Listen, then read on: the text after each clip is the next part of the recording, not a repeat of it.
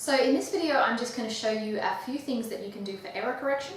So if the student is making an error with their reading or writing, how do you actually go about helping them with that without just giving them the answer?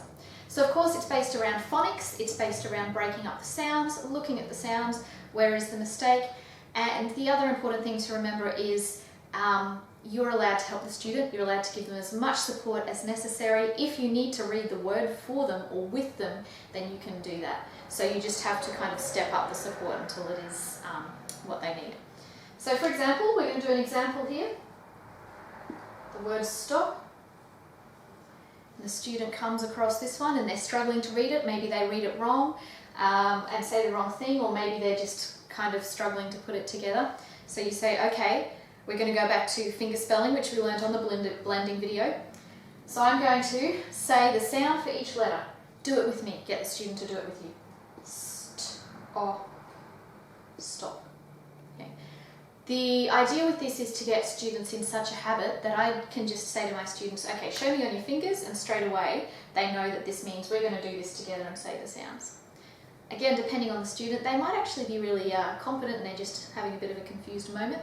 You can just say, show me on your fingers, and then zip it, and they will say the sounds and they will work it out themselves. But you're also able to say the sounds with them. Okay, so I'm going to go stop.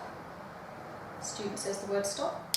If they're still struggling, well, okay, let's do it again. I'll help you with it. I'm going to go stop. Notice that I blended the sounds a little bit longer that time, and if they still don't get it, then I'm actually allowed to give them the answer. You are allowed to give them the answer. So I go stop, stop. Okay, now let's do it together. Okay, so that's generally, if I give them the answer, I will get them to do it with me then. That's still actually helping them read it. It's still cementing that in their brain if they're doing it with me.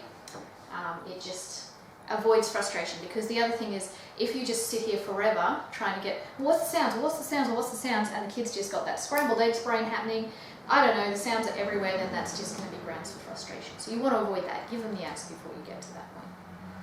Alright, now we're going to turn it around. So this time, instead of reading the word stop, we're spelling the word stop, and let's say we get something like this.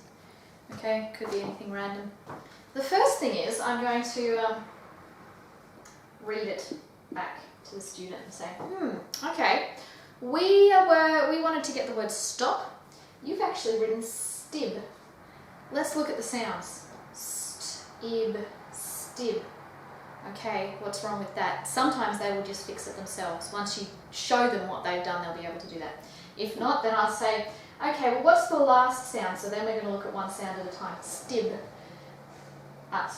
Stop. What's the last sound in stop? Stop. Okay, well, so that one needs to be a p. And you can tell them it needs to be a p if they don't work it out, but often they will work it out themselves, and they'll stop. Okay, alright, so now we're going to look at this letter. You've written stip, that's an I, but we need stop. St.